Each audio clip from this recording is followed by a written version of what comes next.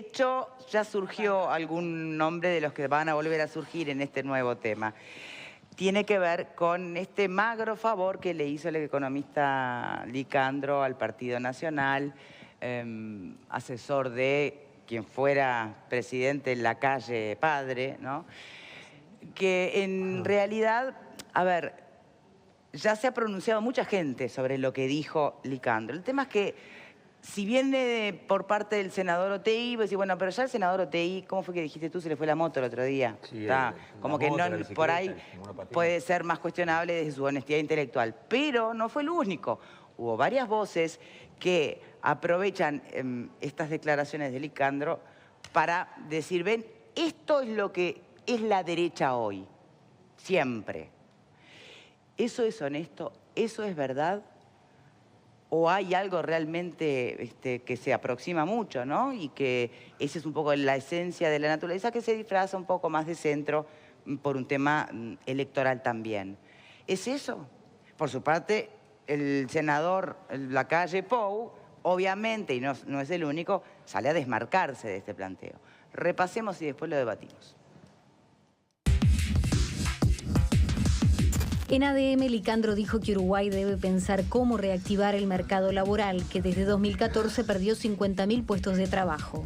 Los consejos de salario son una barrera para que los desocupados vuelvan a tener empleo y el salario mínimo nacional también es otra barrera, un poquito menor que la otra, pero otra barrera para que la gente que está sin trabajo vuelva a trabajar.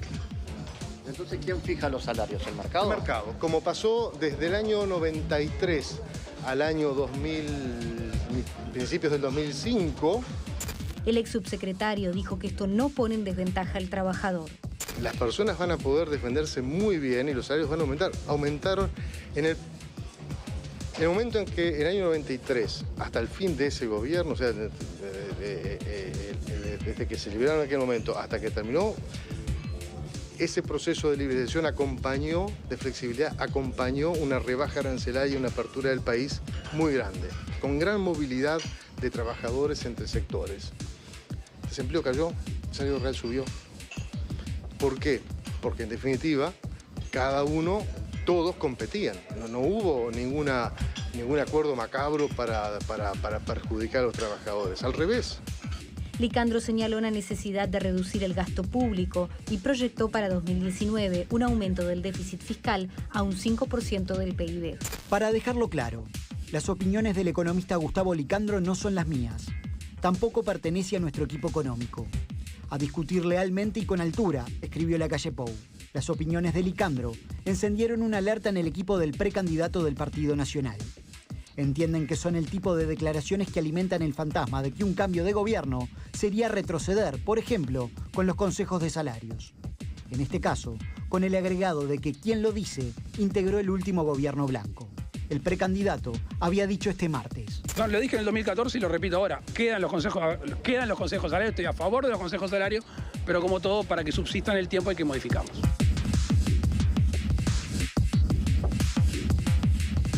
Bien, y obviamente está buenísimo debatir cuáles serían o qué margen tienen los consejos de salarios hoy a la vista o a la luz de sus conquistas y tal vez sus desafíos, qué tanto se puede cambiar. Pero vamos primero a lo que generó la gran polémica, ¿no? Vamos a darle la bienvenida a quien nos acompaña, diputado por el Partido Nacional, Pablo Iturralde. Muchísimas gracias por estar aquí con nosotros.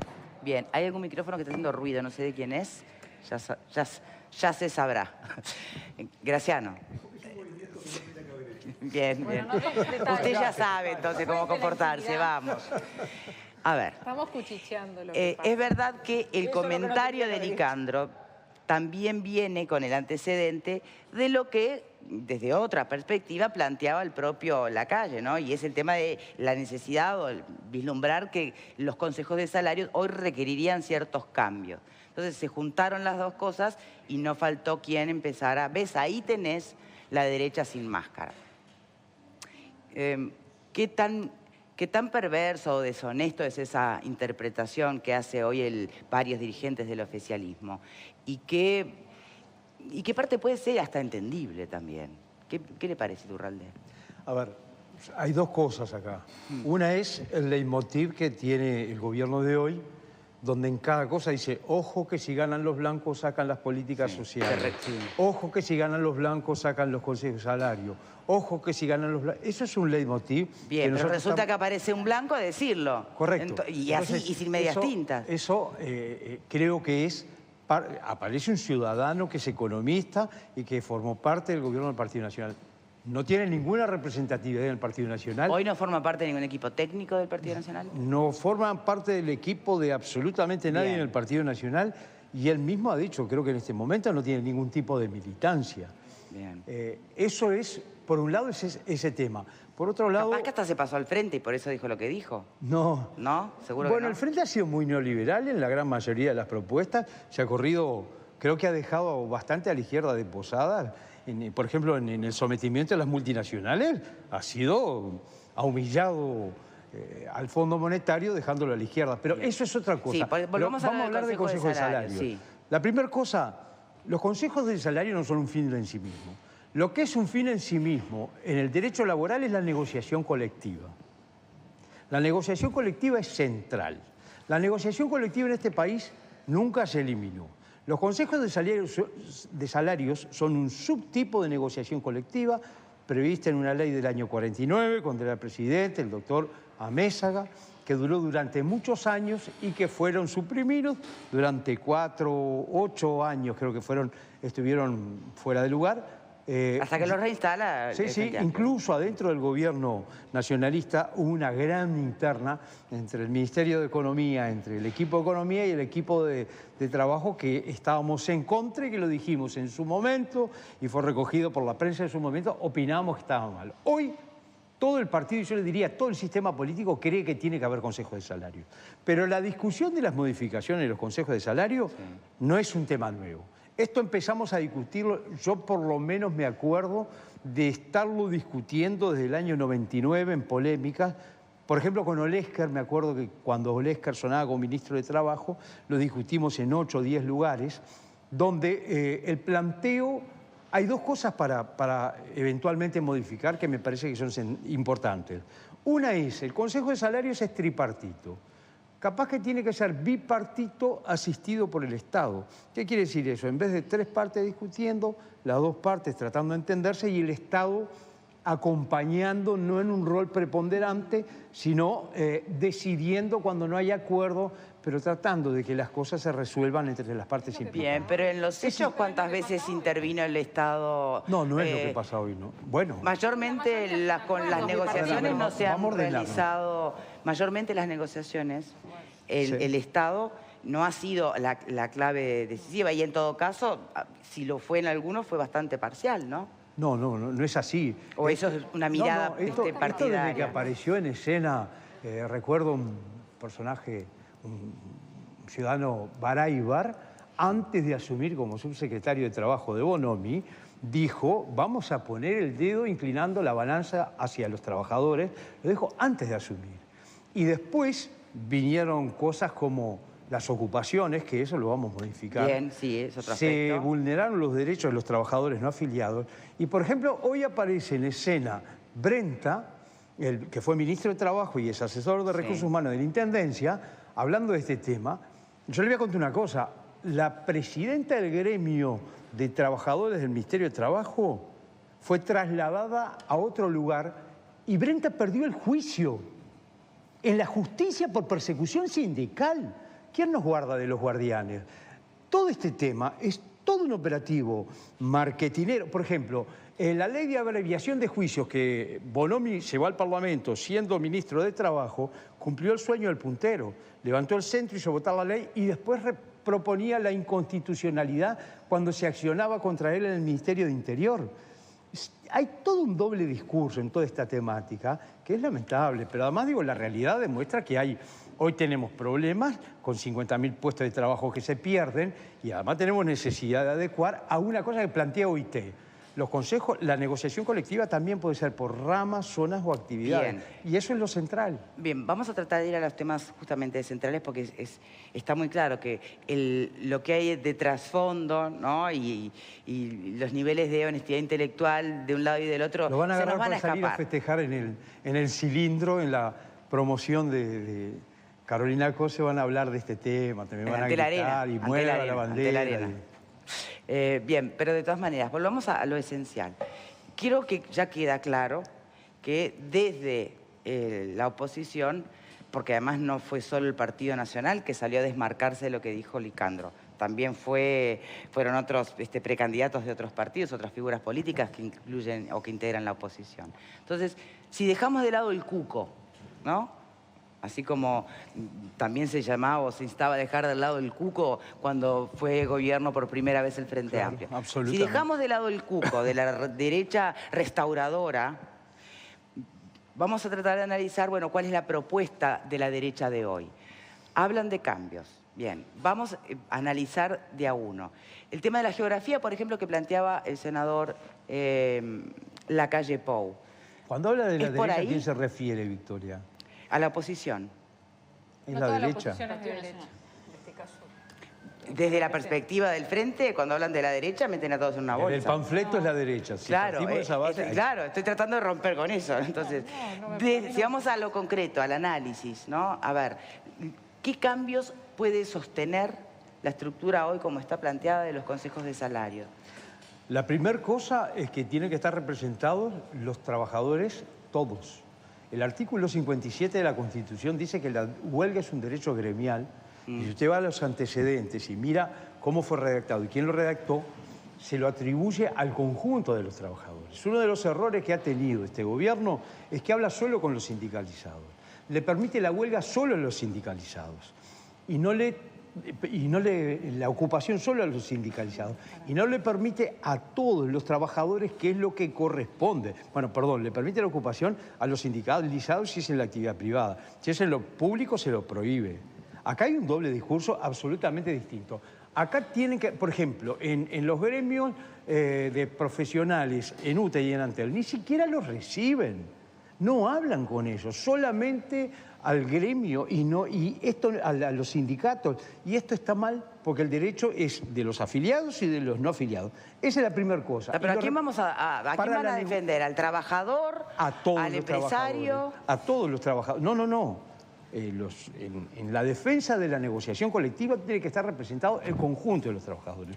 Y tienen que votar todos los trabajadores, quienes son los que los representan, y no solo los afiliados. Esa es la primera cosa. La segunda cosa es algo que ya existe. Se lo hace por actividades. También se puede hacer por ramas y también se debería hacer por zonas para tomar en cuenta las distintas realidades. Bien. A ver, sobre esos dos primeros puntos me gustaría escuchar opiniones del panel. Yo, por favor, sí. Tengo algo para decir. Primer cosa, me gustaría aclarar que los convenios colectivos, la mayoría de los convenios colectivos en nuestro país salen por acuerdo entre trabajadores y empresarios, muchas veces con el voto en contra del gobierno. La mayoría de los acuerdos son bipartitos o tripartitos y el gobierno ha laudado en muy pocas ocasiones, ha laudado un 60% de veces para los trabajadores y un 30 y algo % de veces para los empresarios. Esa es la realidad que tenemos hoy. Y me parece que estuvo bueno que lo que dijo Iturralde de que el sistema político uruguayo no pone en cuestionamiento hoy a los consejos de salario. Eso me parece fundamental. Es verdad que los problemas del mundo del trabajo no se van a solucionar suprimiendo o no suprimiendo los consejos de salario. Por lo tanto, creo que esa discusión no la tenemos que dar. Hay grupos que han empezado a modificar su negociación colectiva y sus consejos de salario, introduciendo cuestiones que tienen que ver con condiciones de trabajo y que no son salariales. Algunos casos, en muy pocos, y ojalá que fueran cada vez más, introduciendo cuestiones que tienen que ver con la productividad, introduciendo cuestiones que tienen que ver con la formación. Y me parece que ese es un camino de empezar a modificar o tal vez empezar a tener otras visiones u otros aspectos de los consejos de salarios que estaría bárbaro. Yo creo que en estos casos, y por lo menos en estos incidentes de los últimos días, con las declaraciones del economista que vimos y algunos titulares de los diarios, se armó un combo explosivo como para que se empezara a hacer, como se empezara a jugar sucio. O sea, queda claro que no hay una propuesta del senador Lacalle Pou para eliminar los consejos de salario. Hablé hace un ratito antes de venir con la gente del senador Larrañaga y me dijo que tampoco. Quedó claro también en las declaraciones de algunos integrantes del Partido Colorado y de la Alternativa que tampoco. Por lo tanto, estaría bueno que la gente vea esto, ¿no? O sea, en el sistema político no hay una intención de eliminar los consejos de salario. Cada uno y cada partido tendrá que ver por dónde piensa que lo debe modificar. Vamos a continuar con esas modificaciones, Eli, permitime, si no, no hay tiempo para todos. Vero, sobre los aspectos planteados de modificación creo que concreta. son de recibo. Por supuesto que también celebro que este hombre Licandro ha quedado solo, el sistema político lo dejó solo, porque hoy se entiende que la negociación debe darse y me parece que es fundamental.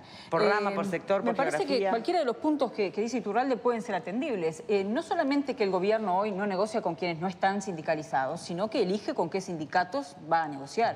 Valida a algunos, hemos visto, por ley o por lo que sea, hemos visto cómo dentro del propio, no sé si tanto, dentro del propio sindicato médico se han suscitado determinados temas y yo creo que sería más transparente si el juego se abre a otros actores. Bien. Porque esto genera suspicacia, ¿no? Graciano. Sí, dejando de lado, digamos, la jugada política que consiste en atribuir a un candidato lo que dice un economista, y yendo al fondo del asunto, pero centrándome sobre todo en el tema de los salarios. Pero ¿para qué no llegamos a los salarios? Es un paso siguiente. Todavía hablemos de lo primero. La negociación por sector, por geografía, por rama. Claro, pero yo creo que el quid de la cuestión justamente son los salarios. Y cuando se habla del Consejo de Salarios, yo creo que todo reposa sobre una creencia, yo diría casi supersticiosa, de que el Consejo de Salarios es el que fija el salario como si tuviera la varita mágica para establecer cuánto va a ganar cada persona. Y yo creo, y si no corresponde en esta entrada, lo voy a decir en la otra, hacer un comentario sobre justamente el aspecto técnico de cómo, de los efectos que tiene en el mercado de trabajo la fijación de la tarifa del trabajo acordada unilateralmente. Bien, vamos a ir a eso en un instante nada más. Alfredo, por rama, por sector. Discutir mejor funcionamiento del Consejo de Salario, me parece que está bárbaro. Bien. Hay que modernizar, yo no veo nada en contra. Es decir, hay errores en lo que plantea Iturralde, yo creo que lo que dice Leonardo es cierto, el gobierno ha intervenido pocas veces a favor de uno de otro y cuando lo ha hecho ha sido mitad y mitad. Lo que dijo Baraybar fue porque lo que venía atrás es que estaba siempre a favor del empresario, entonces trató de compensar un poco. A Baraybar lo defiendo en todos lados. Ahora, lo que a mí me preocupa, y no quedó atrás, es la campaña de enchastre. Y eso me parece que no podemos dejar de lado. ¿Tá? Es decir, lo que se está haciendo, se está bajando el nivel de discusión política. Es como mañana van a empezar a enchastrar a Daniel Martínez, ¿tá? Por el apoyo a Ceausescu, el Partido Socialista, o Andrade por el apoyo a la invasión checoslovaca de los soviéticos. Y están ahora haciendo con Lacalle Pou el tema, porque el que fue subsecretario del padre... Por favor, vamos a subir el nivel porque nos merecemos otro tipo de discusión. Tenemos problemas demasiado graves como para empezar a enchastrar la cancha ya ahora con chicanas de muy bajo nivel. Bien. ¿Hubo algún precandidato del Frente involucrado en esas chicanas? No es solo gente que opina desde Twitter, ¿no? A todo el mundo. A ver, siendo el tema de los salarios, ¿no? Porque incluso dentro de los... No sé cómo calificar lo que decía Licandro. Hablaba que el gran problema del costo país era los salarios mínimos tan altos o la mera existencia de un salario mínimo. Sobre ese aspecto, ¿cómo se pronuncia el Partido Nacional? Yo creo que es una demencia plantearlo así, en términos políticos, lo califico obviamente. Me parece que es una equivocación porque el salario mínimo lo que pretende es que no se esclavice a la gente. La verdad que el salario mínimo es muy bajo. Además es muy bajo. El problema que hay es que en muchos lugares se ha generado un desempleo importante, pero quienes trabajan ni siquiera trabajan por el salario mínimo. Muchas veces el salario mínimo es el referente para los aportes, pero en realidad se gana más. Es poca gente la que lo gana. La realidad se gana menos, querrá decir. No. En muchos lugares se gana más y se aporta por ese mínimo. Claro. Está bien. Lo que a mí me parece también que es muy importante es cuáles son las condiciones que nosotros le damos a los empresarios para que puedan tener un mejor funcionamiento y que haya mejor productividad. Y capaz que lo que tenemos que hacer, en vez de reclamar que se baje el costo en salario, es que se baje el costo con la presión del Estado y con otro tipo de presiones. Me parece que ahí son las condiciones para poder trabajar y que haya la productividad central.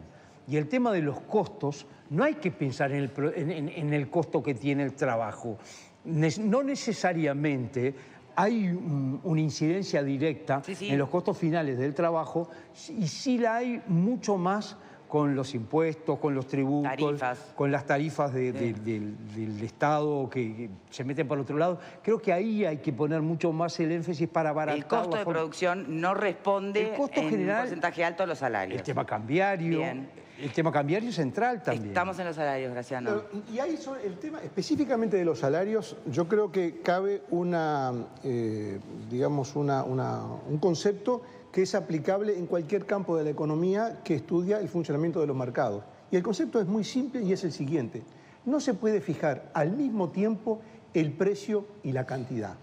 Al mismo tiempo y simultáneamente. Si uno fija el precio X, el precio de los alquileres, por ejemplo, el precio del salario, inmediatamente la oferta, digamos, de los bienes o la demanda va a estar en función del precio que se fija. Es decir, si, por ejemplo, hubiera, que ya por suerte en el país no hay, un comité gubernamental que fijara el precio de los alquileres, por ejemplo, y dijera, bueno, el alquiler máximo es, yo qué sé, 15.000 pesos, 20, no se puede alquilar más de 20.000 pesos.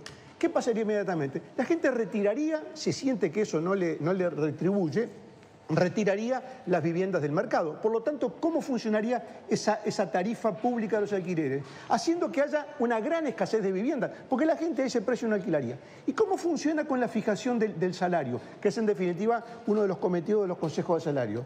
Se fija el precio, el precio del trabajo, y dado ese precio, las empresas demandan más o menos trabajadores. Por lo tanto, es imposible que al mismo tiempo se pueda tener un índice satisfactorio de nivel salarial y un índice importante de empleo. Entonces... Por eso mismo digo, por eso hablé de la creencia supersticiosa. Por eso dije que hay una creencia supersticiosa de que el Consejo de Salario es una varita mágica que dice cuánto va a ganar cada persona, porque eso excluye el efecto que tiene la fijación del precio. Además, si no se tiene en cuenta la productividad del trabajo y los otros factores, es un engaño, porque a determinado salario solamente lo va a poder ganar un grupo de privilegiados que van a acceder a esos puestos de trabajo, porque la empresa va a poner máquinas, va a poner cajeros automáticos, va a poner robots, va a poner lo que sea que le salga más barato que el trabajo. Es tan simple como eso, y ojalá que esto sirva para entender cómo funciona, porque si no, estamos haciendo un gran espantapájaros con esto. Bien. Y lo peor que se puede hacer es hacer espantapájaros, hacer que la gente reaccione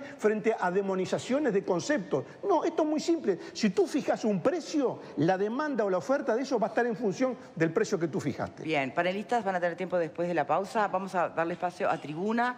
Fede. Sí, el tema es entender cómo funcionan los consejos de salario. Y eso de que son tripartitos, que se van a mantener o que cuál va a ser el formato, lo acaba de decir Iturralde. En la década del 90 se mantuvieron los consejos de salario, nadie los sacó. Ahora todo el mundo sabe lo que pasó en la década del 90, que no hubo negociación colectiva. A ver, que desde 48 están y que a uno, por favor. Que solamente 8 años no estuvieron. Pero no es así lo que está diciendo. El tema es... Hoy la negociación colectiva del gobierno... ¿Es así o no es así? ¿Qué dice Iturralde? No, no es así. ¿Cómo es? ¿Se sacaron en el 90? Sí, se sacaron en el año 93. Pero te estás confundiendo consejo de salario con negociación colectiva. Consejo de salario. Género y especie. Sí. Es un subtipo. Y lo que hubo fue negociación colectiva entre los sindicatos que tenían fuerza o condiciones para negociar y las empresas que tenían disposición a negociar. Por eso la mayoría de los trabajadores no tuvieron negociación colectiva del 93 al 95. El índice medio de salario bajó un 18%, mientras que el PBI crecía un 18%. Bien, vamos a no perder el tema de cómo funcionan. Si les parece, en volver a lo mismo, nadie va a sacar los consejos de salario. El tema es decir que no van a sacar... Nadie va a atentar contra la negociación colectiva. Decir que no van a sacar el consejo de salario, pero decir que la negociación va a ser por empresa, hay negociación colectiva, pero va a ser por empresa, decirle a la empleada doméstica que hable con su patrón y arregle el salario, que fue lo que dijo la calle Pou. Sí, porque es una empresa, no es que hay una empresa que tiene 20 trabajadores, 50, 100, 1000 trabajadores que va a discutir. Bueno, entonces, señores, la idea a los dos les digo, la idea es escuchar a todas las opiniones. Está hablando desde... Pero vamos a hablar sobre la base. Desde el PIT-CNT, entiéndalo, cada uno habla desde su trinchera, ¿no? Pero con datos, con verdades. ¿No? Y después, entonces, decirle a la empleada doméstica que ella como empleada negocie con su dueña, su empleada, su patrona, cuál va a ser su salario y sus condiciones, es lo que pasaba hasta hace un par de años, que no había negociación colectiva por rama de actividad. Después puede contestar Iturralde. A ver, pasemos a otro. Sí, yo sinceramente de esta cuestión en particular no me veo totalmente capacitada para hablar, pero sí no quiero dejar de hacer hincapié en que me dejó un sabor tremendamente amargo toda la cuestión que se llevó a cabo después de los dichos de este economista. Me parece... El tema del enchastre. Sí, yo no quiero este tipo de política para mi país ni para mis ciudadanos. Me costó ver cómo dirigentes y políticos y demás desde el oficialismo, como puede ser el diputado que tuvimos hace unos días acá, Gerardo Núñez, diciendo, este es el verdadero programa de gobierno de la derecha. Me parece que no es por ahí. Yo ese tipo de política no lo quiero y me parece que hay que elevar el nivel ya. Bien, José. El tema es que tiene que hacerse cargo y responsable de lo que dicen. Es decir, Licandro habrá hablado de la antigua motosierra. Lo que nos propone hoy el Partido Nacional en realidad es el corte con bisturí o con láser. Es lo mismo, adecuado a los tiempos modernos. ¿Por qué digo esto?